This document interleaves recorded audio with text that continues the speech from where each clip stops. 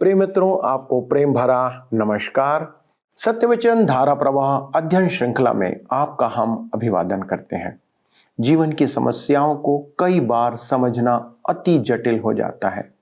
कुछ अनापेक्षित समस्या हमें प्रश्न चिन्ह पर लाकर खड़ा कर देती है। दोस्तों, हमें नहीं मालूम होता या समझ भी नहीं आता कि हम कहाँ जाएं।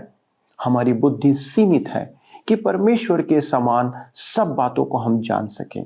इसलिए दाऊद राजा अपने भजन में भजन संहिता 55 उसके 6वें पद में इस प्रकार अपनी दशा के लिए अपनी व्यथा को इस प्रकार व्यक्त करता है। भला होता कि मेरे कबूतर के से पंख होते तो मैं उड़ जाता और विश्राम पाता। हम बाइबल से अय्यूब के जीवन के द्वारा इस बात को जानने का प्रयास कर रहे हैं कि परमेश्वर ऐसे समय के लिए हमसे क्या चाहता है और हमें क्या कहना चाहता है। दोस्तों, उसके जीवन से सब कुछ छीन लिया गया था। यद्यपि वह एक भला व्यक्ति था, उसके 2 मित्र अपनी शांति के शब्द उसे बोल चुके थे या सुना चुके थे। उनके विचार उसके लिए अब निरर्थक थे और अब तीसरा दोस्त सामने आने वाला है। जिस प्रकार उसका उत्तर उसे चाहिए वह अब तक उसे नहीं मिला है, लेकिन वह परमेश्वर के अवतरित रूप की अभिलाषा करता है कि अपने को व्यक्त करे। दोस्तों, आइए आज के अध्ययन से जानें कि परमेश्वर क्या चाहता है कि हम इस पृथ्वी पर जानें। मित्रों, आइए आज हम अपने अध्ययन को अय्यूब की पुस्तक 10 अध्याय से आरंभ करें। आइए हम पढ़ें अय्यूब की पुस्तक 10 अध्याय उसके 1 पद। यहां पर लिखा है, मेरा प्राण जीवित रहने से उकताता है, मैं स्वतंत्रता पूर्वक कुड़कुड़ाऊंगा और मैं अपने मन की कड़वाहट के मारे बातें करूंगा। ध्यान दीजिए, अय्यूब के पास ऐसा मध्यस्थ नहीं था जो परमेश्वर से उसके लिए विनती करे।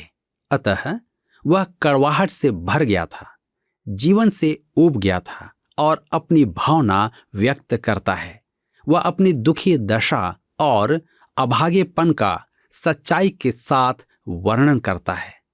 अय्यूब 10 के 2 में आगे लिखा है, मैं परमेश्वर से कहूंगा, मुझे दोषी न ठहरा, मुझे बता दे कि तू किस कारण मुझसे मुकदमा लड़ता है। मेरे मित्रों, हमारे अध्ययन के समापन होने से पूर्व परमेश्वर अय्यूब को उत्तर देगा। वह अय्यूब को अपने विषय में कुछ बताएगा जो हमें स्वयं भी जानना चाहिए। हम अय्यूब 10 उसके 3 पद में आगे पढ़ते हैं, क्या तुझे अंधेर करना और दुष्टों की युक्ति को सफल करके अपने हाथों के बनाए हुए को निकम्मा जानना भला लगता है? अय्यूब समझ नहीं पा रहा था कि वह क्यों कष्ट उठा रहा है, जबकि दुष्ट जन फूलते फलते हैं। प्रसंगवश दाऊद के साथ भी यही समस्या थी, मेरे साथ भी यही समस्या थी। मेरी कलीसिया सेवा में मैं भी यही सोचता था कि परमेश्वर क्यों अति उत्तम भक्तों को कष्ट देता है, जबकि अभक्त कलीसिया में भी पाप के साथ बचे हुए हैं। ऐसा प्रतीत होता है कि वे बचे हुए हैं, परंतु समय आने पर परमेश्वर उन्हें दंड देता है। तथापि समय आने पर हम यह प्रश्न पूछते हैं। आप देख सकते हैं कि यह पुस्तक जीवन के प्रश्नों का सामना करवाती है, जैसे कार का टायर सड़क छूता है। अय्यूब 10 अध्याय उसके 4 पद में लिखा है, क्या तेरी आंखें देहधारियों की सी हैं और क्या तेरा देखना मनुष्य का सा है? अय्यूब अपनी दशा और दुख पर विलाप करता है। वह संदेह करता है कि परमेश्वर उसकी वास्तविक दशा को देख रहा है। परमेश्वर ने मानव रूप धारण किया, जिसका एक और कारण यहां है। अब मुझे विश्वास है कि महिमा में एक पुरुष है जो मुझे समझता है, क्योंकि वह मेरे सदृश एक मनुष्य रहा है और वह समझता है कि मेरी भावनाएं क्या हैं। मनुष्य के हृदय की एक भी धड़कन ऐसी नहीं जिसे प्रभु यीशु ने इस पृथ्वी पर रहते समय स्वयं महसूस न किया हो। मेरे मित्रों, वह मेरी भावनाओं को जानता है, आपकी भावनाओं को जानता है। अय्यूब 10 अध्याय उसके 5 से 7 पद में लिखा है, क्या तेरे दिन मनुष्य के दिन के समान हैं, या तेरे वर्ष पुरुष के समयों के तुल्य हैं कि तू मेरा अधर्म ढूंढता और मेरा पाप पूछता है। तुझे तो मालूम ही है कि मैं दुष्ट नहीं हूं और तेरे हाथ से कोई छुड़ाने वाला नहीं। अय्यूब अपना प्रतिवाद प्रस्तुत करता है। वह स्वीकार करने को तैयार नहीं कि उसके जीवन में ऐसा महापाप है। वह कहता है कि वह बड़ी असमंजस में है। तुझे तो मालूम ही है कि मैं दुष्ट नहीं हूं और तेरे हाथ से कोई छुड़ाने वाला नहीं। मुझे तो सहन करना ही होगा, परंतु मेरी समझ में नहीं आ रहा है कि मुझे क्यों ऐसे परखा जा रहा है। अय्यूब को दीनता की आवश्यकता थी और परमेश्वर उसे दीनता प्रदान करेगा। आपने देखा होगा कि दीनता और धीरज परमेश्वर चांदी की थाली में नहीं देता है कि आप उसे निगल जाएं। ऐसे तो आप दीन नहीं बनेंगे। दीनता और धीरज पवित्र आत्मा का फल है, जो वह आपके जीवन में परीक्षाओं द्वारा उत्पन्न करता है। परमेश्वर अय्यूब के जीवन में दीनता और धीरज उत्पन्न करेगा। नए नियम में अय्यूब के धीरज की सराहना की गई है। याकूब की पत्री 5 अध्याय उसके 11 पद में लिखा है, तुमने अय्यूब के धीरज के विषय में तो सुना ही है, जिससे प्रभु की अत्यंत करुणा और दया प्रकट होती है। अय्यूब अपने आप में धीरजवंत नहीं था। इस गुण से उसका आत्मविश्वास और आत्माभिमान बढ़ गया होगा। हमने देखा है कि अय्यूब धीरज खोकर बड़ी अधीरता से परमेश्वर को पुकार रहा था, परंतु जब हम उसके साथ परमेश्वर के व्यवहार का परिणाम देखते हैं, तब हमें समझ में आता है कि परमेश्वर उसे धीरजवंत बना रहा था और उसे दीनता प्रदान कर रहा था। यह परमेश्वर का काम है। अय्यूब की पुस्तक 10 अध्याय उसके 19 पद में आगे हम पढ़ते हैं, मेरा होना न होने के समान होता और पेट ही से कब्र को पहुंचाया जाता। मेरे मित्रों, अय्यूब अपनी बात पर लौट आता है और वह इस पुस्तक में यदा कदा इसे दोहराता रहेगा। परख के इस समय वह मर जाना चाहता था, क्योंकि उसके विचार में मृत्यु उसके दुखों का अंत है। वह मृत्यु को अचेत निद्रा कहकर स्वागत करता है। यदि आप इस पुस्तक से आत्मा की निद्रा का विचार उभारना चाहते हैं तो आप गलत होंगे। इस पुस्तक के अंत से पूर्व अय्यूब कहेगा 19 अध्याय उसके 25 और 26 पद में, मुझे तो निश्चित है कि मेरा छुड़ाने वाला जीवित है और वह अंत में पृथ्वी पर खड़ा होगा और अपनी खाल के इस प्रकार नष्ट हो जाने के बाद भी मैं शरीर में होकर परमेश्वर का दर्शन पाऊंगा। मेरे मित्रों, यह पुस्तक हमें आत्मा की निद्रा के विषय कुछ नहीं सिखाती है। इस पल अय्यूब कहता है कि वह पैदा ही नहीं होता तो अच्छा था। वह पूर्ण रूपेण विलोप हो जाने की कामना करता है। आप भी ऐसा ही कामना कर सकते हैं। अय्यूब अकेला ही नहीं है जो ऐसा सोचता है। एलिया, योना, इनकी भी यही मनोकामना थी। सच तो यह है कि इससे आपको कोई लाभ नहीं होगा। यह सोचना कि आपका जन्म ही नहीं हुआ होता समय गंवाना है, और यह सोचना कि आप मर क्यों नहीं जाते किसी लाभ का नहीं। इच्छा करके तो किसी को मृत्यु नहीं आई है। मेरे विचार में तो जो कहते हैं कि उनके लिए मर जाना अच्छा है, वास्तव में मरना नहीं चाहते हैं। सब व्यर्थ की बातें हैं। मृत्यु सामने आ जाए तो मनुष्य मरना नहीं चाहता, जीना चाहता है। मुझे तो अय्यूब पर भी संदेह है। यदि मृत्यु उसके सामने आ खड़ी होती तो वह कभी नहीं चाहता कि वह मर जाए, परंतु इस समय उसकी आत्मा पुकार रही है और उसका आत्मसम्मान टूट रहा है। परमेश्वर को उसके मन में प्रवेश करने की आवश्यकता है। मेरे मित्रों, आज अनेक विश्वासियों के मन घमंडी और कठोर हैं और परमेश्वर के लिए आवश्यक है कि वह हमारे साथ भी वैसा ही व्यवहार करे उसने अय्यूब के साथ किया था। यहाँ पर अध्याय 10 समाप्त होता है और अब हम अध्याय 11 से अपने अध्ययन को बनाए रखेंगे, जिसका विषय है सोपर का पहला वाद। अब हम अय्यूब के अंतिम मित्र से भेंट करते हैं। उसका नाम सोपर है और वह विधि पर चलने वाला है। उसके विचार में परमेश्वर का मापदंड व्यवस्था के आधार पर काम करता है। वह दिखाता है कि उसे ज्ञान है कि परमेश्वर किस परिस्थिति में क्या करता है। वह रूढ़िवादी बिल्दत से भिन्न है। बिल्दत कहता है कि हमें अतीत के अनुभवों से सीखना है। उसका मस्तिष्क विज्ञान पर आधारित था। वह उस वैज्ञानिक के समान था जो चट्टानों को देखकर पृथ्वी की आयु ज्ञात करना चाहता है। सोपर का मस्तिष्क भी विज्ञान पर आधारित है, परंतु वह व्यवस्था पर अधिक ध्यान देता है। यदि उसकी तुलना आज के युग से की जाए तो वह नास्तिक कहलाएगा। उसका मानना था कि ब्रह्मांड नियमों के आधार पर चलता है।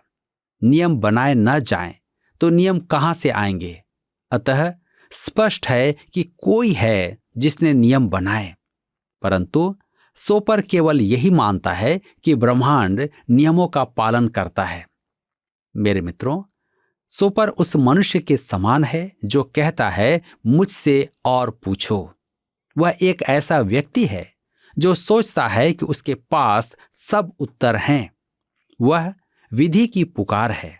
उसके विचार में परमेश्वर नियमों के अधीन है और अपने नियमों द्वारा उत्पन्न परिस्थिति के अतिरिक्त वह काम नहीं करता है। वह संभवतः एक वरिष्ठ नागरिक है और सैद्धांतिक निर्णय देता है, अर्थात बिल्दत से अधिक अभद्र और मुंहफट है। तो आइए पढ़ें अय्यूब 11 अध्याय उसके 1 और 2 पद। लिखा है, तब नामाती सोपर ने कहा, बहुत सी बातें जो कही गई हैं, क्या उनका उत्तर देना न चाहिए? क्या बकवादी मनुष्य धर्मी ठहराया जाए? वह कहता है कि अय्यूब शब्दों से खेलकर उसका पाप छिपा रहा है। अय्यूब ने उन्हें पहले भी समझाया है कि उसके जैसी दुखद स्थिति में मनुष्य ढोंग नहीं रचेगा। सोपर उसके इस तर्क को अनसुना करके कहता है कि अय्यूब बातों द्वारा परिस्थिति से बचना चाहता है। यह सच है कि कुछ मनुष्य बातों के धर्मी होते हैं और शब्दों से खेलकर जीत जाते हैं। कुछ वकील इसी से कोर्ट में केस जीतते हैं, जो वास्तव में न्याय नहीं, वकील के शब्दों का चतुर खेल होता है। परंतु अय्यूब के साथ ऐसा नहीं था। अय्यूब की पुस्तक 11 अध्याय के 3 पद में लिखा है, क्या तेरे बड़े बोल के कारण लोग चुप रहें? और जब तू ठट्ठा करता है तो क्या कोई तुझे लज्जित न करे? सोपर तो एक कदम और आगे बढ़ जाता है। वह अय्यूब पर झूठ कहने का दोष लगाता है। क्या तेरे बड़े बोल के कारण मनुष्य चुप रहें? वह उस पर ढोंग रचने का दोष लगाता है और अब वह उसे झूठा भी कहता है। यह तो बिल्दत से भी अधिक अशिष्ट है। बिल्दत अय्यूब को ढोंगी कहता था, परंतु उसने उसे झूठा नहीं कहा। सोपर परमेश्वर के साथ होने की पवित्रता दर्शाएगा। वह सोचता है कि उसे किसी भी परिस्थिति में परमेश्वर के काम का ज्ञान है। निसंदेह वह परमेश्वर के साथ है और अय्यूब परमेश्वर से दूर है और नहीं जानता कि परमेश्वर क्या कर रहा है। अतः सोपर सोचता है कि अय्यूब को उसकी बात माननी है, क्योंकि उसका वचन अंतिम है और परमेश्वर के वचन के सदृश है। अय्यूब 11 उसके 4 और 5 पद में हम पढ़ते हैं, तू तो यह कहता है मेरा सिद्धांत शुद्ध है और मैं परमेश्वर की दृष्टि में पवित्र हूं, परंतु भला हो कि परमेश्वर स्वयं बातें करे और तेरे विरुद्ध मुंह खोले। परमेश्वर चुप है तो सोपर परमेश्वर का वक्ता बनता है।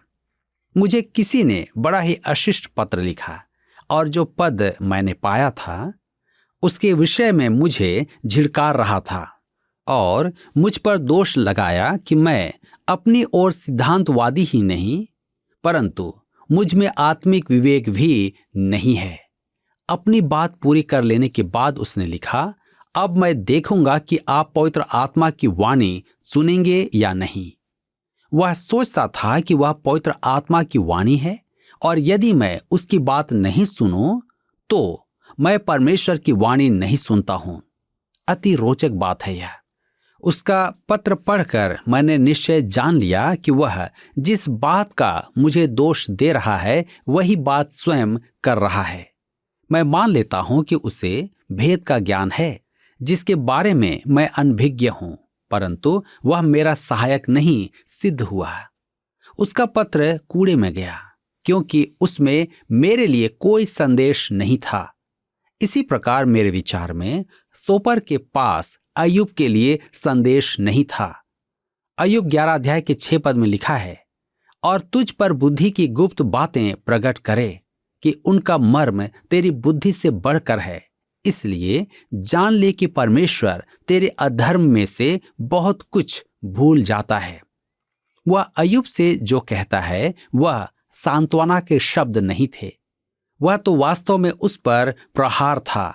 वह कहता है कि उसके कष्ट तो अभी आधे ही हैं। यह बड़ी कठोर बात है। वह कहता है कि उसके कष्टों से प्रकट होता है कि वह इतना बुरा होगा। उसके मित्रों ने स्वप्न में भी नहीं सोचा था। सो पर अय्यूब किसी परिस्थिति में किसी भी मनुष्य के लिए सहायक सिद्ध नहीं होगा। मेरे मित्रों, हमें स्मरण रखना है कि अय्यूब एक रोगी है जो घोर कष्ट उठा रहा है। उसकी दशा ऐसी है कि वह कभी भी मर सकता है और कभी कभी तो वह आशा भी करता है कि मर जाएगा। अय्यूब 11 के 17 में लिखा है, क्या तू परमेश्वर का गुण भेद पा सकता है? क्या तू सर्वशक्तिमान का मर्म पूरी रीति से जांच सकता है?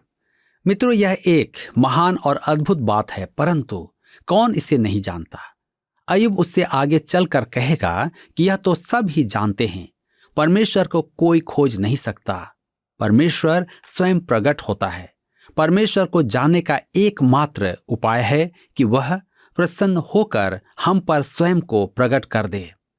मैंने उसके प्रकटीकरण से यही निष्कर्ष निकाला है कि उसने हमें जो प्रकाशन प्रदान किया है वह उसका अंशमान ही है, और हम ऐसे भयभीत और उलझन में हैं कि सोचते हैं उसने हमें और अधिक प्रकाशन क्यों नहीं दिया। मेरे प्रियो, आप उसकी खोज करके उसे पा नहीं सकते। अंतरिक्ष में जाने वाले वैज्ञानिकों ने कहा था कि उन्होंने इतनी ऊंचाई पर भी परमेश्वर को नहीं देखा, अतः परमेश्वर है ही नहीं। हम यंत्रों द्वारा भी परमेश्वर को खोज नहीं सकते।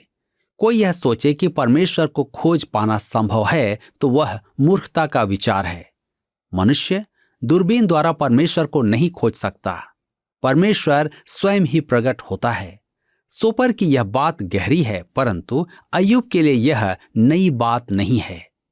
अय्यूब 11 अध्याय उसके 8 और 9 पद में लिखा है, वह आकाश सा ऊंचा है, तू क्या कर सकता है? वह अधोलोक से गहरा है, तू क्या समझ सकता है? उसकी माप पृथ्वी से भी लंबी है और समुद्र से चौड़ी है। वह परमेश्वर के बारे में बड़ी बड़ी और अद्भुत बातें बताता है, परंतु अय्यूब के लिए वे निरर्थक हैं। अय्यूब 11 उसके 10 से 12 पद में लिखा है, यदि परमेश्वर बीच से गुजरे, बंदी बना ले और अदालत में बुलाए तो कौन उसको रोक सकता है? क्योंकि वह पाखंडी मनुष्यों का भेद जानता है और अनर्थ काम को देखकर क्या वह उस पर ध्यान न देगा? परंतु मनुष्य छूछा और निर्बुद्धि होता है, क्योंकि मनुष्य जन्म ही से जंगली गधे के बच्चे के समान होता है। मेरे प्रियो, यह बात वह अय्यूब के विषय कहता है, अपने विषय में नहीं। अपनी समझ में तो उसके पास सब उत्तर है। अय्यूब 11 अध्याय उसके 13 से 14 पद में लिखा है, यदि तू अपना मन शुद्ध करे और ईश्वर की ओर अपने हाथ फैलाए और जो कोई अनर्थ काम तुझ से होता हो उसे दूर करे और अपने डेरों में कोई कुटिलता न रहने दे। मेरे मित्रों, वह फिर अय्यूब को कुछ छिपाने या जीवन में गुप्त पाप का दोषी ठहराता है। उसके तीनों मित्रों का यही विचार था कि वह कुछ छिपा रहा है। अय्यूब के समझ में नहीं आ रहा था कि वह किस बात का त्याग करे, परंतु हम देखेंगे कि ऐसी बात थी। आइए पढ़ें अय्यूब 11 उसके 15 से 17 पद। तब तो तू निश्चय अपना मुंह निष्कलंक दिखा सकेगा और तू स्थिर होकर कभी न डरेगा। तब तू अपना दुख भूल जाएगा, तू उसे उस पानी के समान स्मरण करेगा जो बह गया हो, और तेरा जीवन दोपहर से भी अधिक प्रकाशमान होगा, और चाहे अंधेरा भी हो तो भी वह भोर सा हो जाएगा। सोपर कहता है, तू अपने जीवन में पाप को समझ, संघर्ष मत कर। परमेश्वर तेरी प्रार्थना को सुनकर उत्तर देगा और तेरा पुनरुद्धार करेगा। अय्यूब 11 के 20 में आगे लिखा है, परंतु दुष्ट लोगों की आंखें धुंधली पड़ जाएंगी और उन्हें कोई शरण स्थान न मिलेगा, और उनकी आशा यही होगी कि प्राण निकल जाए। मेरे मित्रों, अंत में वह अय्यूब से कहता है, यदि तू अपने पाप का अंगीकार नहीं करेगा तो एक समय आएगा कि परमेश्वर तुझे दंड देगा। वह अय्यूब के लिए पूर्ण दंड की भविष्यवाणी करता है। सोपर का भाषण अब समाप्त होता है। यह वचन वास्तव में अय्यूब पर शाब्दिक आक्रमण था। अय्यूब के मित्रों ने अपनी अपनी बात कह दी। अब अय्यूब का प्रतिवाद है, जो इस पुस्तक का सबसे लंबा वाद होगा। मेरे मित्रों, यहां पर आज हमारे अध्ययन का समय समाप्त होता है। प्रभु आप सबको इस वचन के द्वारा आशीष दे। पिछले प्रश्न का उत्तर है ए, असत्य। अय्यूब आज के बहुत से मनुष्यों की तरह राशिफल, ज्योतिष शास्त्र और नक्षत्रों पर भरोसा रखता था। उपरोक्त कथन असत्य है। आज का प्रश्न है, नए नियम की किस पुस्तक में अय्यूब के धीरज की सराहना की गई है? ए, प्रेरितों के कार्य, बी, प्रकाशित वाक्य, सी, इब्रानियों, डी, याकूब। मित्रों, इस प्रश्न का उत्तर हमें कल सुबह 6 बजे से पहले विकल्प ए, बी, सी या डी के साथ अपना नाम, पता, स्थान के साथ 9651433397 पर SMS या व्हाट्सएप करें। सभी विजेताओं को विशेष पुरस्कार प्रदान किए जाएंगे। धन्यवाद। क्या आपको यह कार्यक्रम पसंद आया? अभी हमें एक मिस कॉल करें और आप अगले विजेता हो सकते हैं।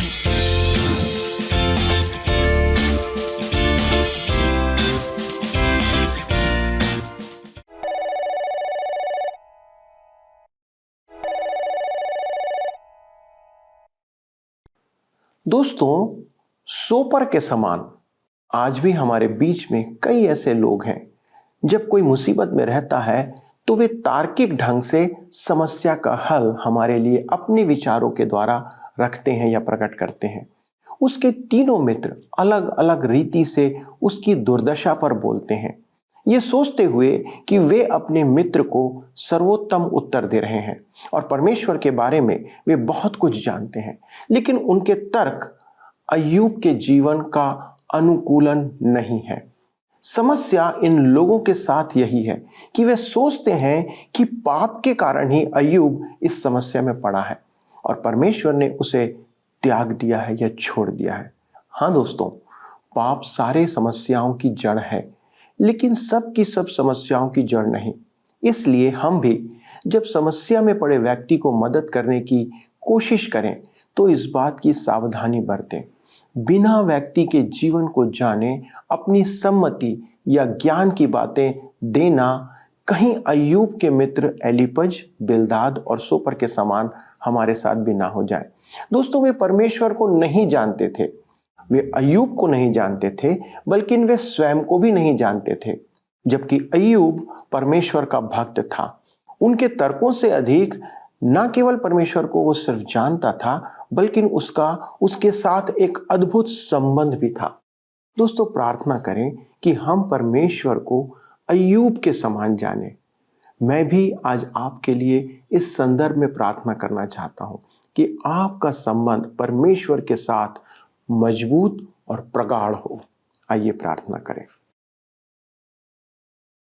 स्वर्गीय पिता परमेश्वर, प्रभु, हम आपको धन्यवाद देते हैं कि आपके वचन में आपने ऐसी बातों को रखा है जो निरंतर हमारे जीवन को शिक्षा और ज्ञान प्रदान करती हैं। प्रभु, जब हम अय्यूब के जीवन को देख रहे हैं तो प्रभु हम जानते हैं कि कई एक ऐसे अवसर हमारे जीवन में आते हैं जब हमारे सबसे निकटतम मित्र, हमारे सबसे करीबी लोगों की कोई भी सलाह हमें तसल्ली नहीं देती है और हम इस बात को नहीं समझ पाते हैं कि क्यों हम ऐसी परिस्थितियों में डाले गए हैं।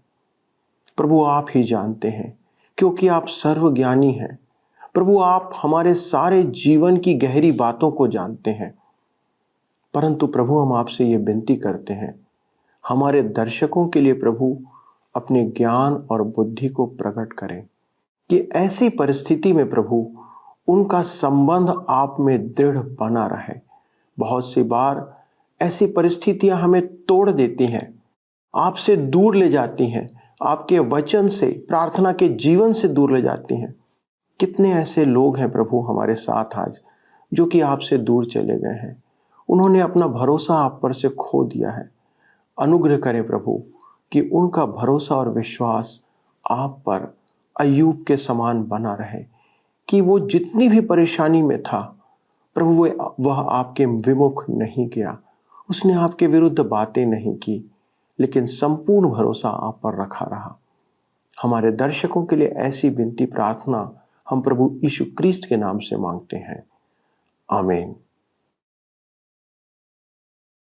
दोस्तों, आज के अध्ययन के आधार पर यदि आपके पास कोई प्रश्न है, जो मैं विश्वास करता हूं कि आपके पास हो सकता है, तो कृपया हमें फोन, SMS या पत्र के द्वारा संपर्क करें ताकि हम आपकी सहायता करने पाए।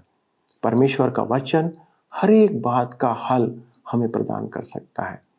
अगले प्रसारण में इस अध्ययन को आगे बढ़ाएंगे और जी हाँ, आप बिल्कुल तैयार होकर अगले प्रसारण के लिए हमारे साथ शामिल होइएगा। तब तक वचन में बने रहें और प्रभु की महिमा करते रहें। प्रभु आपको आशीष दे। धन्यवाद।